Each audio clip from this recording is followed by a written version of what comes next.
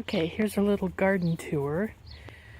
And the sun is so bright right now, I have no idea really what I'm shooting. But here's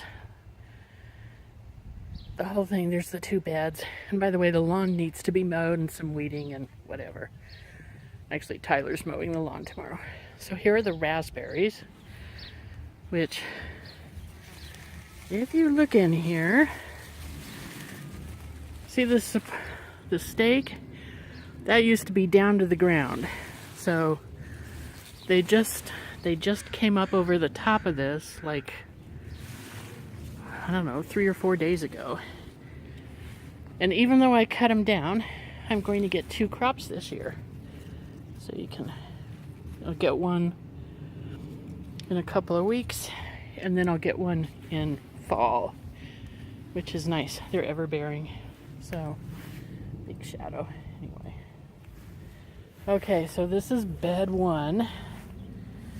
And here, my little scallop squash. I've got a little baby there.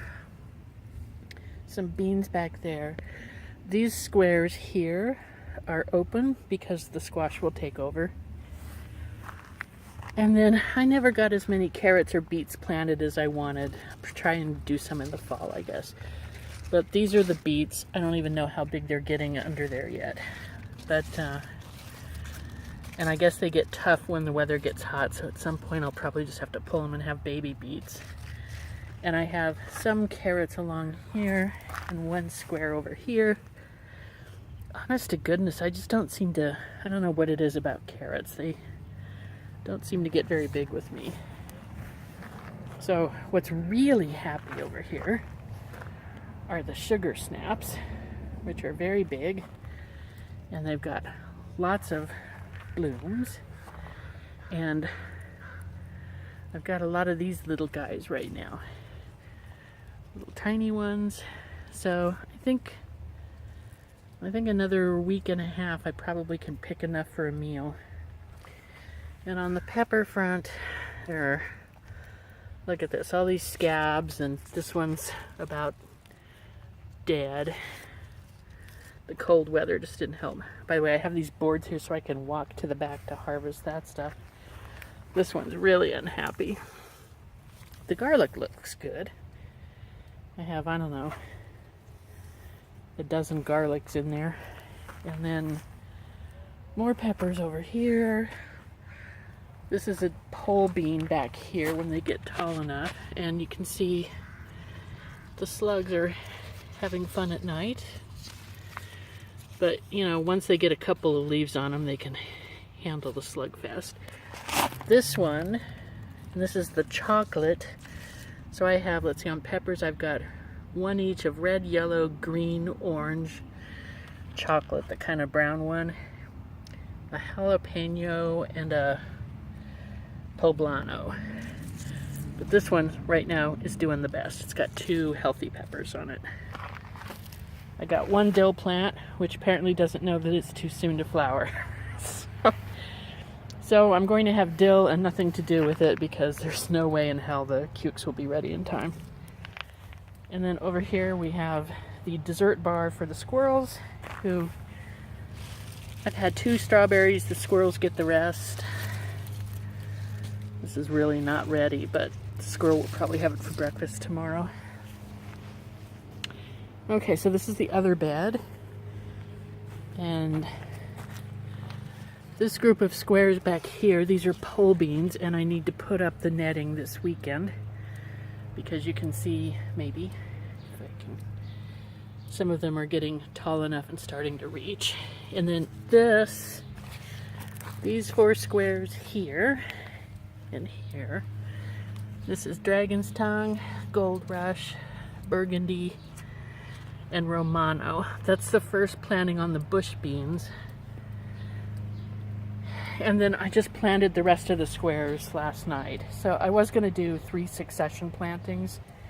You know, the initial idea was 2 or 3 weeks apart, but it's been a month since the first planting, so I just threw everything in. And then my really big experiment this year is corn. So the square foot gardening guide says you can put 4 stalks of corn in a square foot. And we'll just see how this goes, because I'm pretty sure if I showed the master gardener guy across the street, he would be absolutely horrified. So these were planted a couple weeks ago, and then I planted the rest, the last 6 blocks, last night, and it's a different variety that's supposed to grow a little faster, so they'll probably be ready about the same time. And then cucumber, and I just did a pickling cuke, and it's on the corner here because I will ultimately weed down to 2. 2 plants are supposed to be able to survive, and then I'm going to put landscape fabric out there and let it go over there. And then these are some mostly small tomatoes. This one isn't, but these 2 are little tiny guys, so I think this one will fit if I prune back the suckers. Okay, and this is what's on the porch. And there's Leo watching me. So some of these tomatoes I have not really pruned. Actually, all of them I was too late to it, but I couldn't even find a main stalk on that one. And this one, not really either. It's so beefy. So I'm probably just going to stake it the way it is. Here's one of the artichoke plants. This is as experimental as the corn. I have no idea if I'll get any artichokes. This is one of the cherry tomatoes. So, Mom, you'll be interested in these 2. That one, that plant, and this plant. So I got these like corkscrew things this year. So they're about 5 feet tall. And then they wouldn't stand on their own, so I used 4 cheapy bamboo poles that then actually hold the corkscrew thing up. But then what you do is prune back all the suckers. This is for the indeterminate plants. Oh, that was great. Prune back all the suckers and then thread the main stem. I don't know if you can see that. The main stem up through the middle of the corkscrew. And the flowering parts still come out on the side. So these 2 are doing really well, and I'm very hopeful. They'll probably be 7 or 8 feet tall when they're done. And we'll just see if it's a little bit more in control. This one, unfortunately, a second stem got going in it. The plant is too far along for me to take it off. This artichoke is doing a little better. Here are my poor lingonberry plants, which I still don't have a place for. I'm not sure where I'm going to put them yet. This tomato, this is another big one, and he got a second one started here.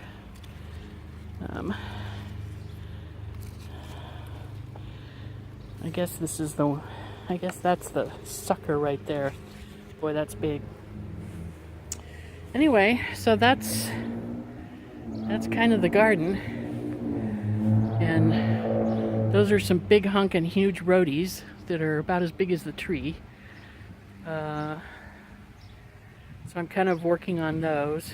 I'm trying to get my friend who's a master gardener out here to advise me on how much to cut out from underneath on those plants, because I've read that I was going to cut them out so they were kind of like a tree with this, like a trunk, but a lot of the experts really say don't do that to rhodies. Let them come down all the way to the ground the way that big one is there, instead of over there where they're starting to get cut back a little.